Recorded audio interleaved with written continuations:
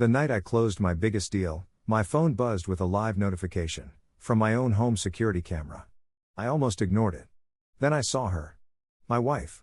Wrapped in a towel, pouring wine for someone who wasn't me. The same glass set I'd given her for our anniversary. My voice died in my throat. I just stared, watching my home turn into a stage I didn't recognize. I didn't rage. I didn't shout. I just listened. As she laughed about finally being free now that I was away. Free, from me. I froze, not as a husband, but as a strategist. She thought I was 2,000 miles away, trapped in boardrooms and handshakes. She didn't know every dollar in that house, every company share she flaunted, was under my name. So I didn't go home. I went silent. And from that silence, I built her reckoning. Africa emoji. Before we dive into the story, tell me in the comments which country you're watching this from. I love seeing how far these stories travel, and it helps me connect with you all around the world. My name is Ethan Cole, 36 years old. CEO of a mid-sized logistics company I built from scratch. Married for 8 years to Lena, the woman I thought I'd grow old with. On that night, Thursday, April 11th, I was in Chicago, closing the biggest deal of my career, a $4.2 million partnership that would expand our routes across the Midwest. I remember the champagne, the cameras, the congratulatory handshakes. Success had a smell, sterile, electric, almost metallic. I was floating in it. Until my phone buzzed. At first, I thought it was a news alert. But no, it was the home security app. Motion detected, living room. I hesitated. It was 10:47 p.m. back home in Dallas. Lena should have been asleep. My thumb hovered over the screen before curiosity, or maybe instinct, won. The feed loaded in pixelated static, then cleared. She was there. In a towel. Hair dripping from a shower. And she wasn't alone. A man, bare-chested, confident, walked in from the kitchen. He poured 2 glasses of wine. My wine. The same one I had ordered from a vineyard in Sonoma. I didn't breathe. Didn't blink. I just watched as they clinked glasses, as she leaned in and whispered something I couldn't hear. The camera caught only fragments of her smile, careless, unguarded. The laughter hit me harder than any slap could. For 38 seconds, I just stood there, my team still celebrating behind me, clapping, unaware that my life had split in two. She kissed him first. I ended the feed, slipped the phone into my pocket, and smiled for the next photo. The perfect businessman. The perfect mask. Later that night, back in my hotel room, I replayed the footage again. And again. Not to torture myself, but to memorize it. To study it like data. Every movement, every smirk, every clue. I wasn't angry. Not yet. I was. Cold. I wrote a note in my phone, never confront in anger. Control is the weapon. The next morning, I sent Lena a message. Deal went through. Heading home Saturday. Miss you. She replied within minutes. Can't wait, red heart emoji. The heart emoji almost made me laugh. Almost. I started drafting something else that morning, a silent plan. Not of forgiveness. Not of confrontation. But of removal. Because the truth was, everything in that house, every lamp, every loan, every share in the company, was under my name. She had access, but no ownership. She thought she could betray me and still live off the empire I'd built. She forgot one thing. When I build something, I build the exits first. And from that moment, I wasn't her husband anymore. I was her reckoning. When I landed back in Dallas on Saturday afternoon, I wore my calm like a tailored suit. The city air felt different, thicker, heavier.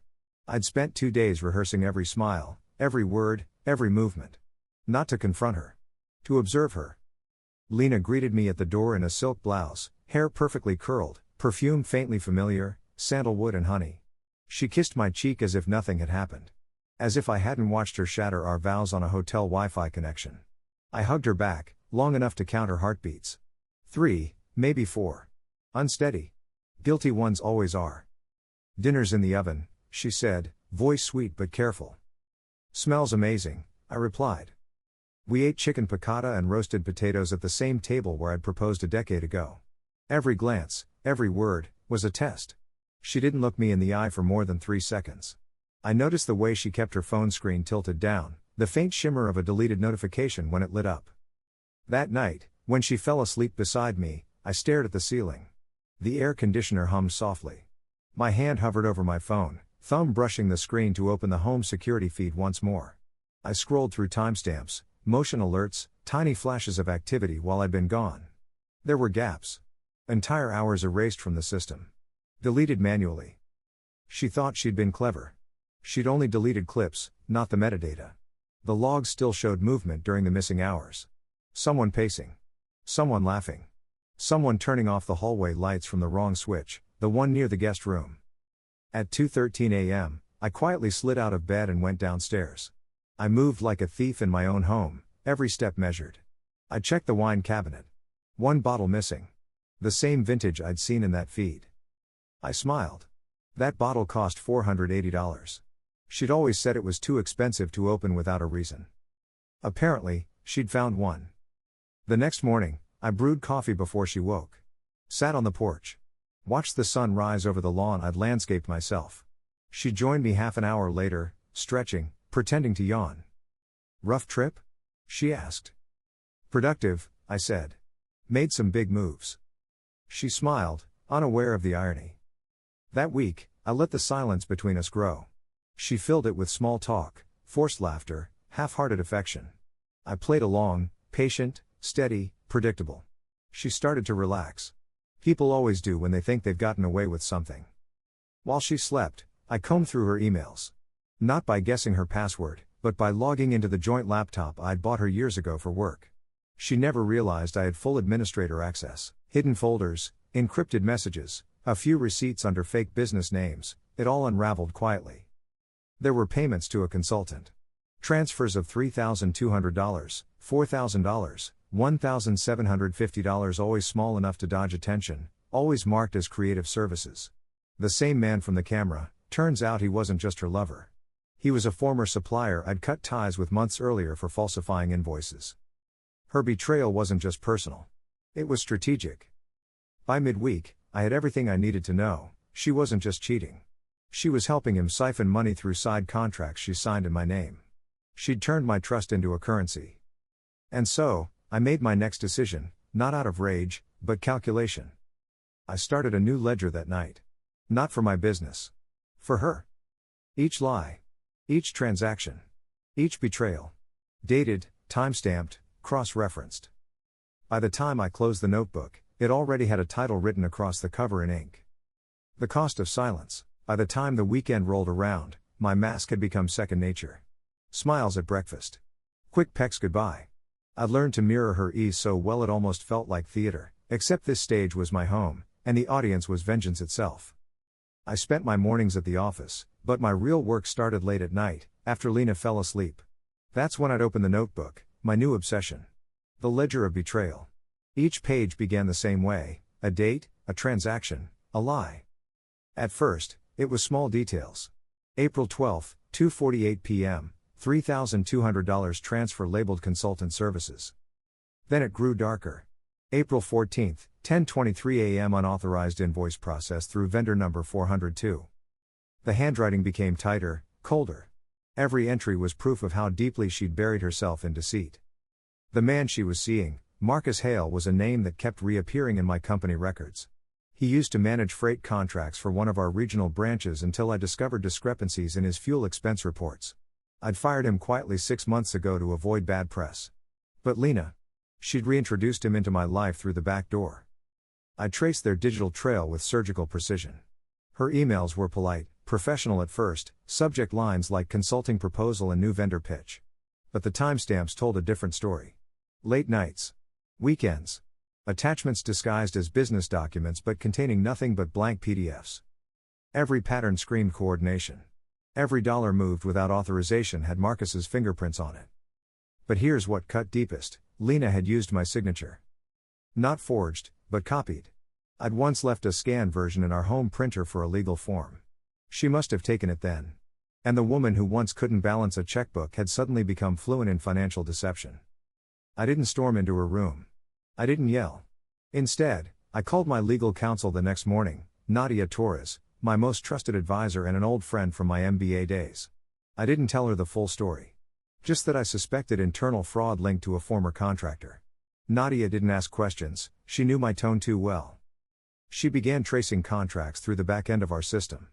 Within days, she confirmed my suspicions. Several vendor payments, totaling $42,600, had been funneled to an account under a shell company named M.H. Consulting Group. Marcus Hale. That was the moment my marriage officially died. I didn't mourn. I documented. I printed every statement, highlighted every suspicious entry, organized them into 3 black binders labeled A, B, and C. It wasn't rage that drove me, it was precision. Every night, Lena would curl beside me, murmuring how proud she was of how hard I worked, how she couldn't wait for our next vacation. And I'd hold her, thinking of the irony. She had no idea I was already dismantling her world, piece by piece, quietly enough that she'd never hear it collapse until the echo reached her. The final proof came on a Thursday morning. I logged into our home Wi-Fi router, yes, the same network she'd used to send him messages. The IP log showed remote connections during the time she'd claimed to be at yoga. Marcus's device ID was there, clear as day. Every betrayal leaves digital dust. You just have to know where to look. I sat in the dark, binder C open in front of me, watching the cursor blink on my laptop.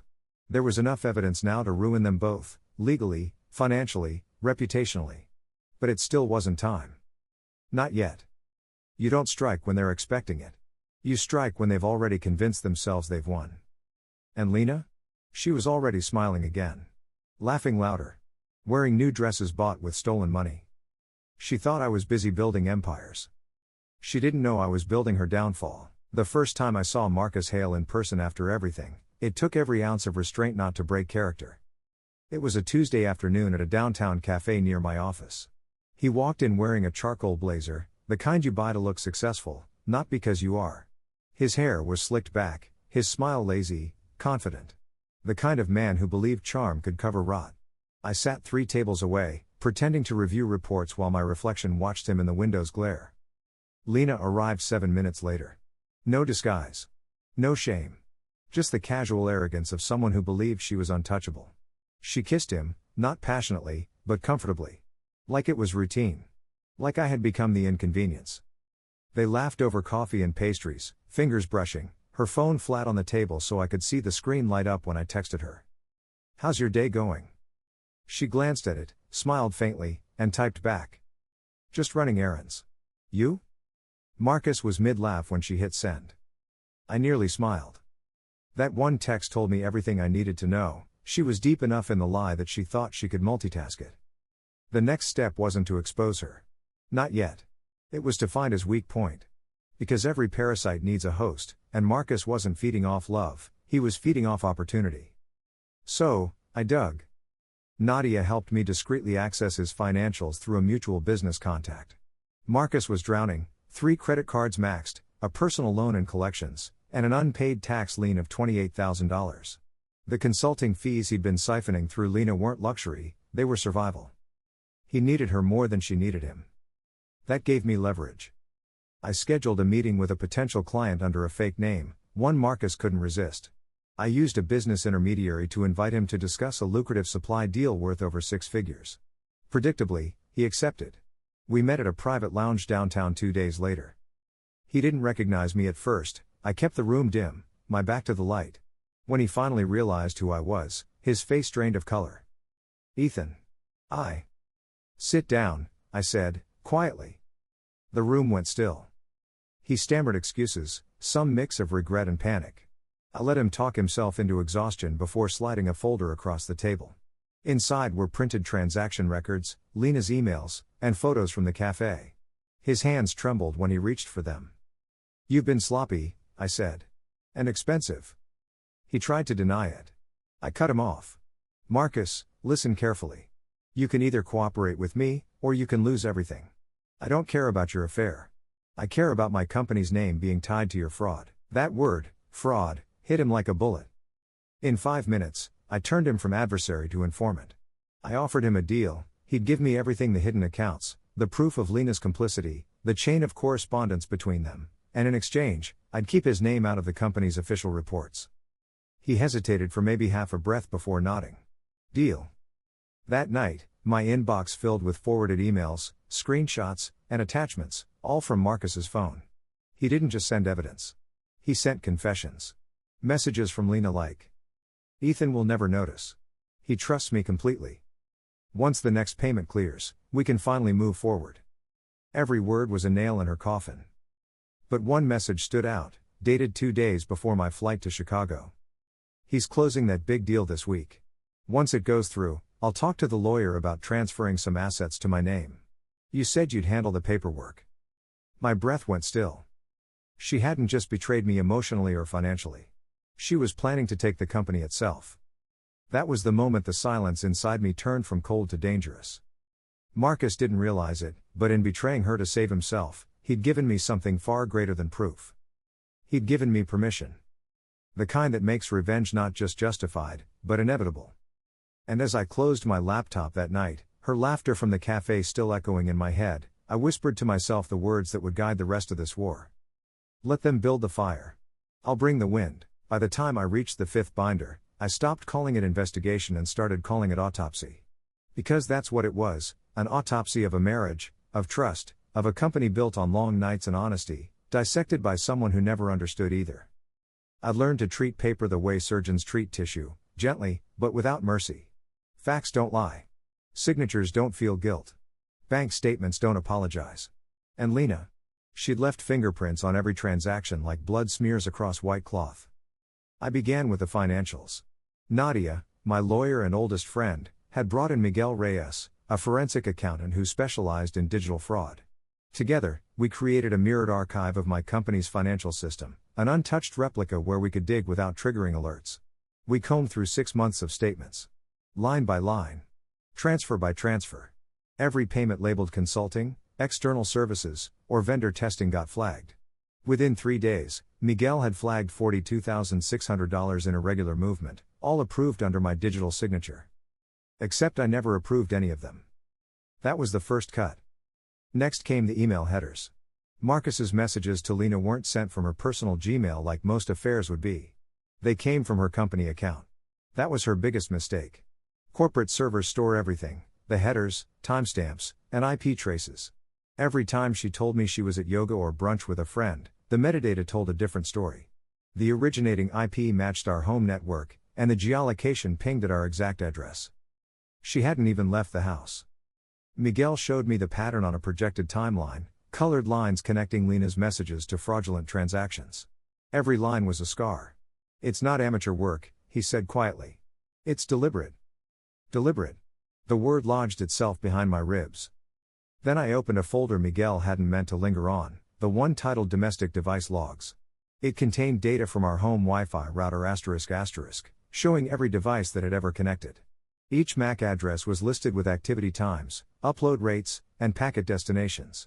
I recognized every one of them, my phone, my laptop, Lena's tablet, until I saw a new device, Hale MacBook Pro. Connected 5 separate times during my trip to Chicago. He'd been in my house. Using my Wi-Fi. Drinking my wine. Sleeping with my wife. My pulse slowed to a rhythmless drum. Anger didn't rise anymore, it settled. Became something steadier. Something surgical. I documented everything, every bite, every inconsistency. By the 5th night, my office floor was covered in papers, USB drives, printouts, and photographs. I built a wall of evidence so complete it could have stood in court tomorrow. Each document went into a black binder, labeled with the precision of a mortician. Exhibit A, financial irregularities. Exhibit B, digital correspondence. Exhibit C, device logs. Exhibit D, photographic evidence. Exhibit E, timeline of activity. I didn't sleep much those nights. Instead, I played their recordings in my head, their messages, the laughter I'd seen on that cafe camera. The words he'll never notice echoed so often that it became a mantra I worked to disprove. By Wednesday, Nadia had built a preliminary case file. We had enough evidence to file both a civil and criminal complaint for corporate fraud. But I told her to hold it.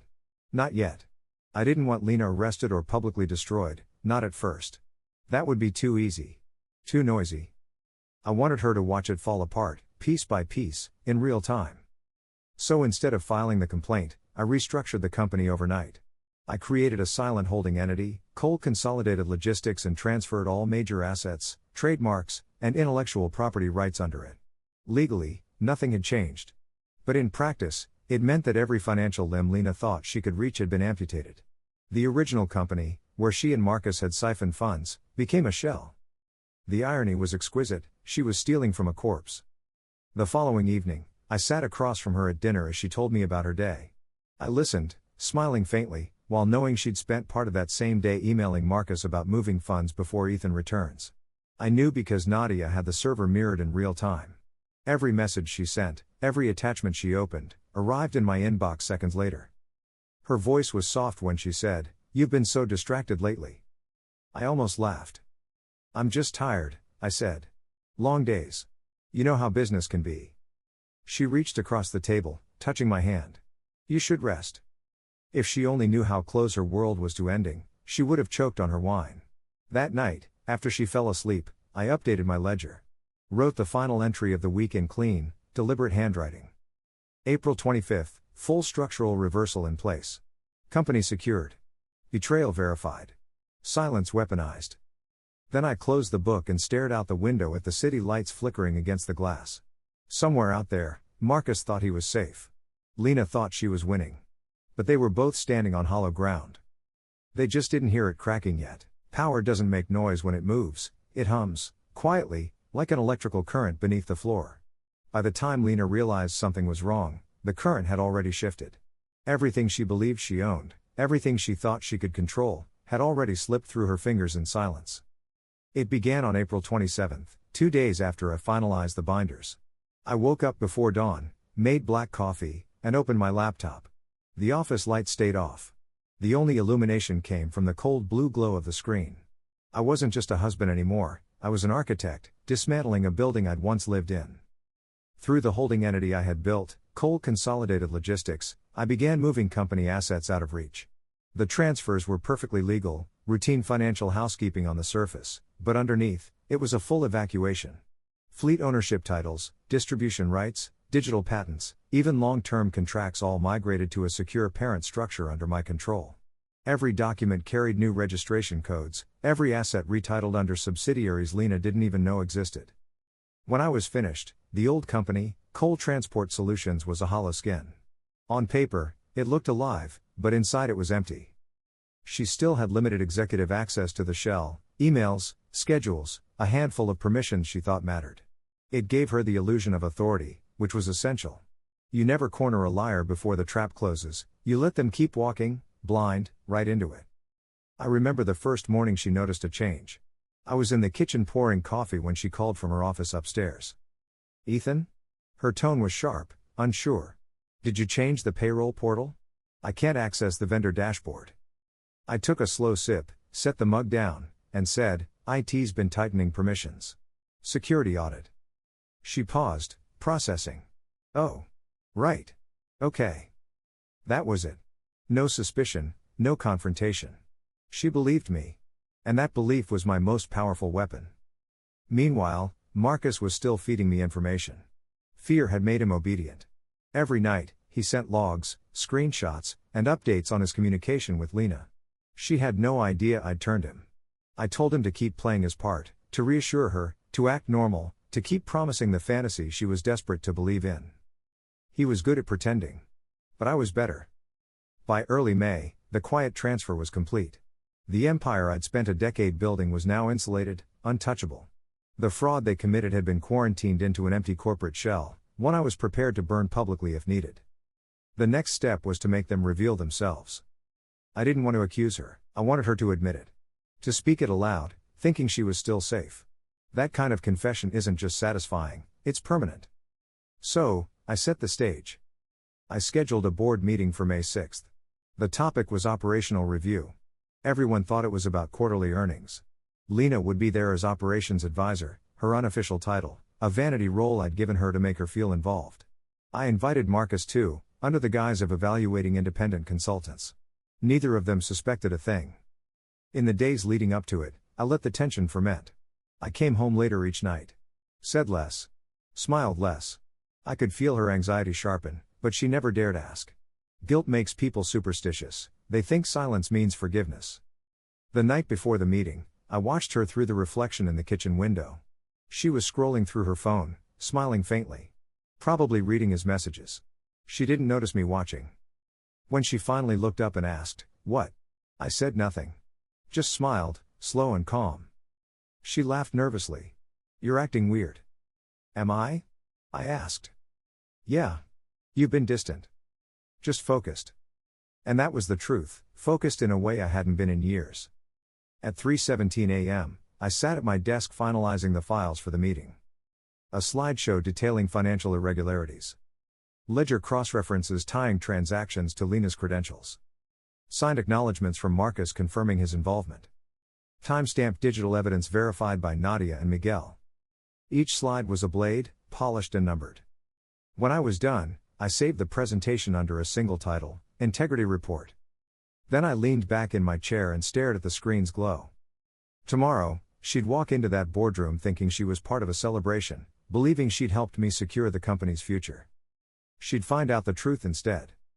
The future she'd been building didn't exist anymore. And when I'd finished showing her just how much of it was built on lies, there would be no screaming, no fight, no escape. Just silence. The same silence she'd given me. And that silence would be her undoing. The morning of May 6th began like any other. The sunlight cut through the blinds in narrow slits, dust floating in the air like suspended truth.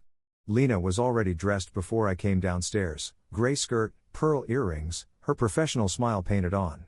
She brewed coffee, her movements quick and deliberate, the way people move when they're trying not to think too much. Big meeting today? She asked, sliding my mug across the counter. I nodded. Yeah. Should be interesting. She smiled, tight, brittle. You'll crush it, like always. I thanked her and took a long sip, watching her in silence. She didn't realize she'd dressed for her own execution. By 9 a.m., the boardroom was filled. Frosted glass walls, chrome fixtures, and the faint hum of the projector waiting to come alive. My executives were there, 5 people who had trusted me since the beginning.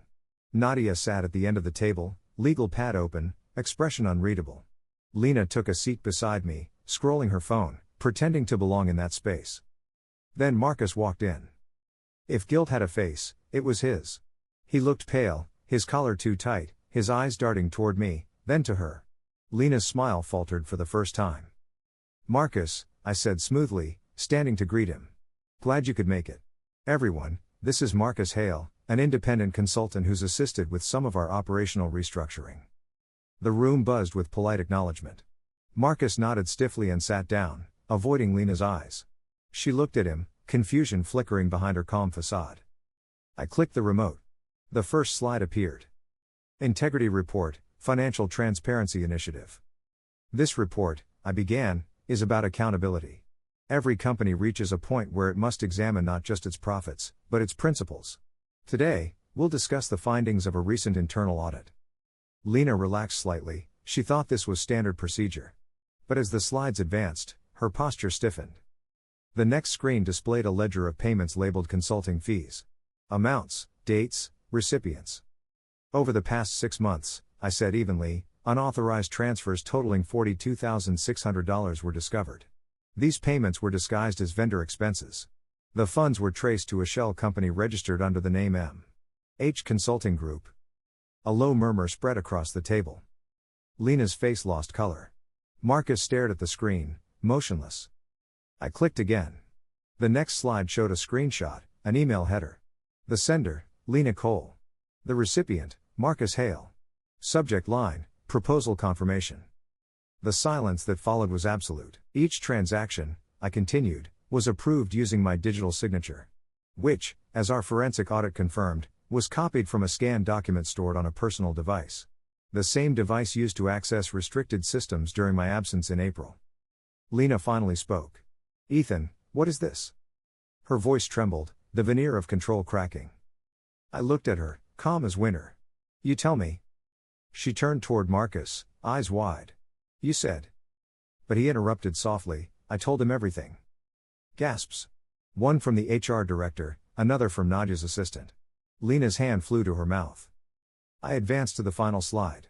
It was a photo, taken from our home security feed. A blurred image, timestamped April 11th, showing her and Marcus in the living room. Her towel. His wine glass. Their secret. Lena's voice broke. Ethan, please. I didn't move. Didn't blink. The room was a cathedral of silence, and she was confessing at the altar. I didn't mean. Don't, I said quietly. Don't lie anymore. Not here. Nadia stood then, her tone professional, her eyes cold. For the record, the firm has verified the evidence presented. Legal action will be filed under Section 207 of corporate fraud and misuse of confidential assets. Lena's chair scraped backward. You can't do this. You can't just. I turned to her, voice low.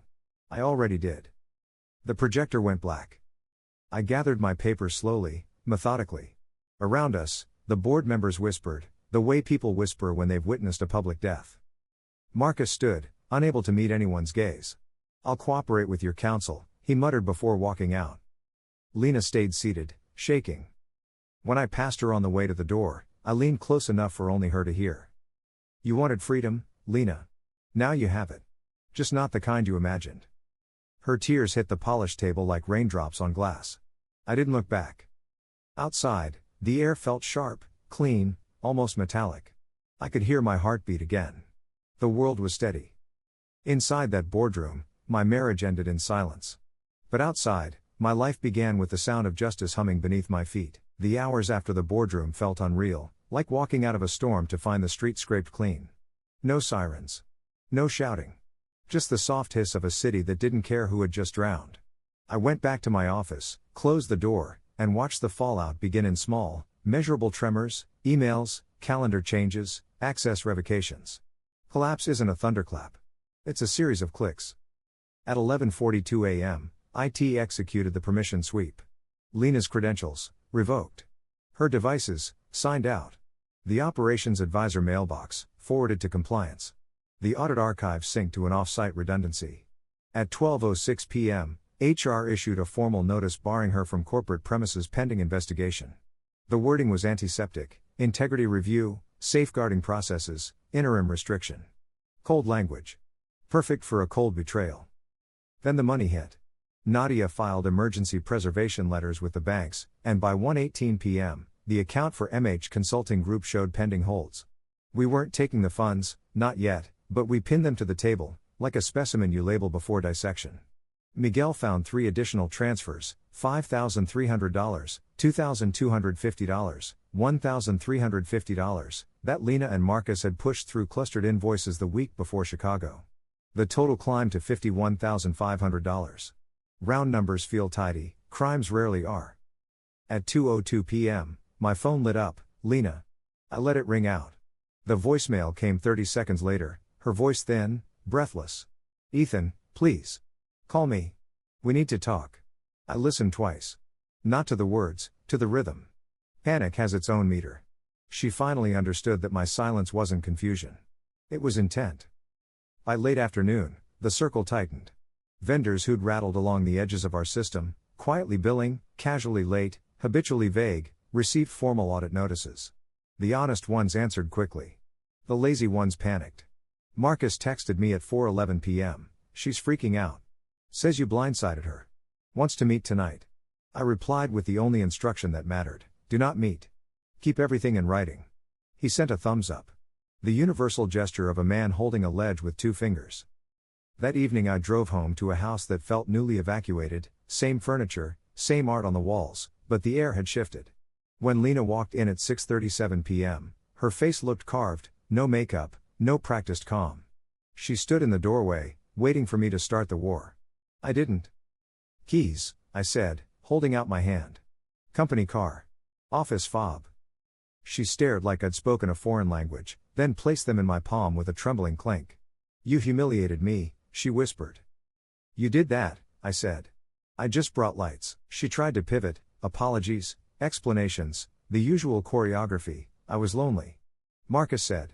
It was just temporary. You were never home. I didn't think it would hurt anyone.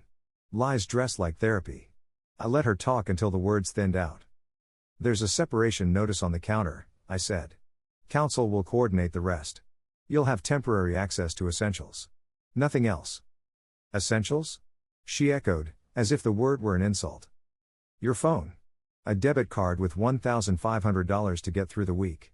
The rest is frozen pending review. She stared at the envelope like it might bite her. You can't cut me off. I can stop funding theft, I said. And I did.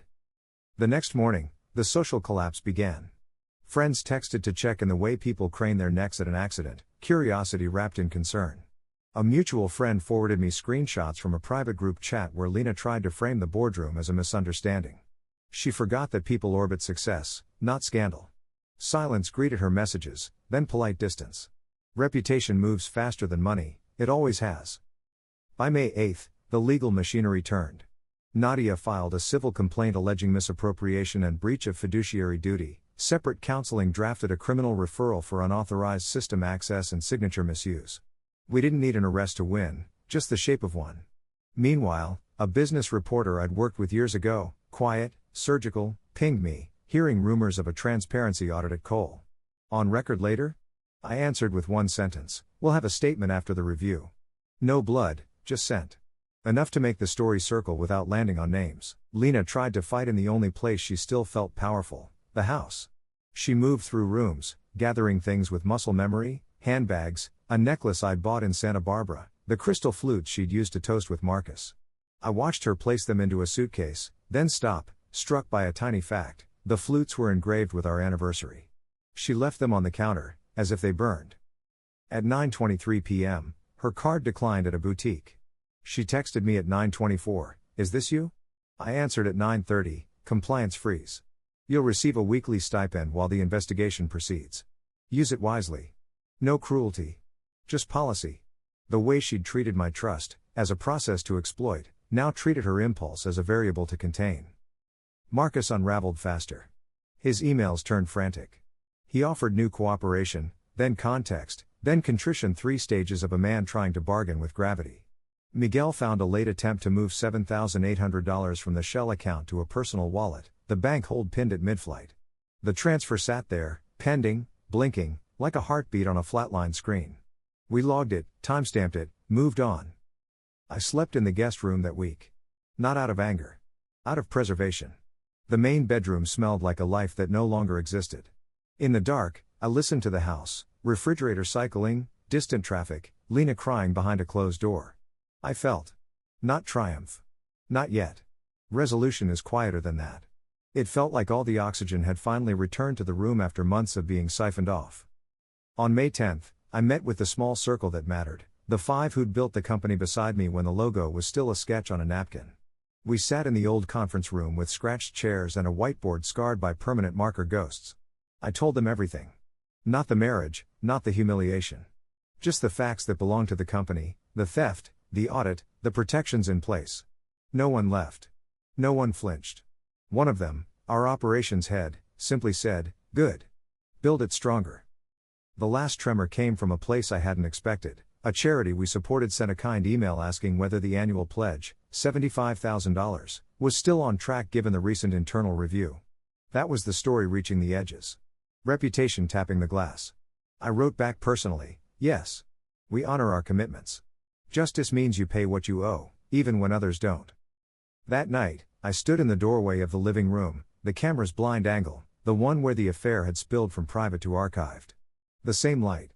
The same rug. A different man. My hand hovered over the switch and then I left it off. Collapse, I learned, isn't the building falling, it's when the person who built it decides he won't hold it up anymore. In the morning, the reporters would call, the filings would post, and Lena would step into a world that finally matched her choices. I would step into mine, scarred, intact, moving forward. And beneath it all, something else began to hum again. Not vengeance, not rage, momentum. The quiet kind that pushes you toward the endgame. Because justice wasn't finished. Not yet. The reversal was still waiting. And I was already setting the clock. The days after the collapse felt like living inside the echo of an explosion, quiet, but the air still trembling. Everything was still standing, but nothing was untouched.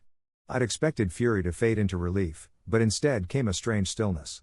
The kind that follows destruction not out of peace, but exhaustion. Lena was gone by the weekend. She left before sunrise, packing her remaining things into the back of a friend's SUV. I didn't watch her leave, I only heard the tires against the gravel, the gate swinging open, then silence.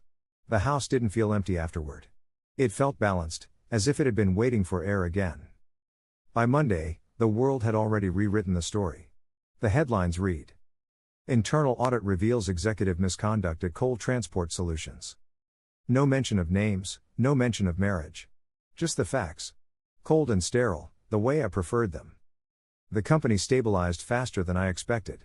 Investors who had once circled nervously began calling again, this time offering congratulations for handling the scandal with professionalism. It was almost insulting, how easily people applauded survival when they never saw what it cost. Miguel closed the audit report that week. Total confirmed theft, $51,500. Total recovery, $51,500 plus penalties. Every cent clawed back. Every loose end tied. Legally, Lena walked free, morally, she never would. Marcus wasn't so lucky. He signed a cooperation agreement that turned him into the primary defendant in the fraud complaint. His assets were frozen, his consultancy blacklisted, his reputation annihilated. Last I heard, he moved back to his hometown, working under someone else's name. As for Lena, she sent one final message. You didn't have to destroy me. You could have just left. I stared at the words for a long time before replying. You destroyed yourself. I just stopped protecting the lie. I never heard from her again. For weeks, I lived in a kind of half-life. Work during the day. Silence at night. I'd go to the office early, not because I needed to, but because the hum of fluorescent lights and the soft buzz of servers drowned out thought. The house was too quiet, and quiet makes ghosts. Some nights, I'd pour a drink and sit in the living room, the same spot where I'd first seen the betrayal unfold on camera. The wine rack was half empty now. I never replaced the missing bottles. I wanted the gaps to stay. I thought revenge would feel like fire. Instead, it felt like ice thawing, slow, deliberate, painful. It stripped everything soft from me and left only truth. One evening, Nadia stopped by unannounced. She stood in the doorway holding 2 coffees and a small folder. Settlement finalized, she said. Everything's closed. I nodded. Thank you. She studied me for a moment. You should take time off, Ethan. Go somewhere. This kind of victory. It still takes something out of you. Doesn't it always? I said quietly. She sighed, setting the coffee on the table. You did what most people wouldn't have the control to do. Control, I repeated, almost to myself. Funny word. After she left, I opened the folder. The final page of the case file bore a signature I didn't recognize, Marcus's lawyer. Below it, an official stamp marking the case as resolved. No loose ends. No appeals. It was over. But closure isn't something you sign. It's something you learn to live beside. The following week, I returned to the company's old headquarters, just to walk through it one last time. The walls were stripped of logos, the offices empty. Dust settled on desks where ideas once lived. The space echoed. I found one of Lena's framed photos on a shelf, us on our wedding day. I stared at it for a long while before setting it face down. On my way out, I caught my reflection in the glass door, older, harder, but steady. Justice had aged me, but it had also rebuilt me. I drove to the new building, sleek, bright, alive with movement. Coal Consolidated Logistics had doubled in value since the scandal broke. Investors saw me as resilient. Employees called me unshakable. They didn't see the cost. Maybe they didn't need to. That night, for the first time in months, I opened the windows. The wind moved through the house, clean, cold, unburdened. I poured a glass of whiskey, sat down at my desk, and opened a fresh notebook. On the first page, I wrote, "The cost of betrayal is measured not in money, but in silence." Then I closed it and let the night stretch long. No cameras. No evidence. Just me, breathing again. Lena once told me I was too calm to ever get angry. She was right. I never did. I just learned to let the truth do what rage could not.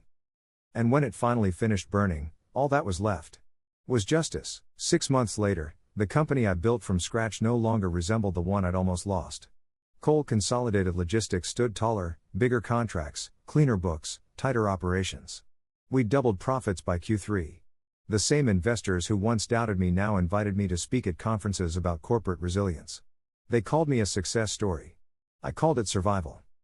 The headlines had faded, but the whisper of scandal lingered in boardrooms and breakrooms like smoke that never quite leaves the walls. People love a comeback, especially when it comes wrapped in dignity. What they didn't see was the cost behind it, the sleepless nights, the cold mornings, the echo of a name I could no longer say without remembering how betrayal sounds when it breathes. Lena's name never crossed another agenda, not in legal meetings, not in public statements. Officially, she didn't exist in the company's records anymore. Personally, she lived in the quiet spaces, an unfinished glass of wine, a perfume note that sometimes slipped from the back of my closet, the faintest reminder of a world that had burned clean. I'd told Nadia I wanted to rebuild from the ashes. She told me I already had. Still, there was one final move to make. Justice was complete, but closure, real closure, required something different. So I went back to the house one last time. It had been sold weeks earlier, a young couple moving in the following month. Boxes lined the hallway, and sunlight spilled through the gaps in the curtains. The rooms were hollow but not haunted. They were waiting. In the living room, the same one that had witnessed everything, I stood beneath the security camera I'd once used to watch my life unravel. The lens was still there, dusty, disconnected. I took it down, turned it in my hands, then placed it on the table. That little device had recorded the death of a marriage, but it had also documented the moment I learned the difference between pain and power. I poured myself a drink and sat on the floor. No furniture, no noise, no pretense. Just memory. I remembered the moment I saw her betrayal, the coldness that followed, the silence that became my weapon. I thought about the thousands of hours I'd spent building something real, only for her to gamble it away for comfort. And then I thought about everything I'd reclaimed. Not just the business. Not just the money. But myself. I stayed there until the sun dipped low and the house began to darken. When I finally stood, I left the glass half full on the floor and walked out without looking back. The next morning, I arrived at our new headquarters early. The air smelled like rain and concrete. Nadia met me by the elevator, a coffee in each hand.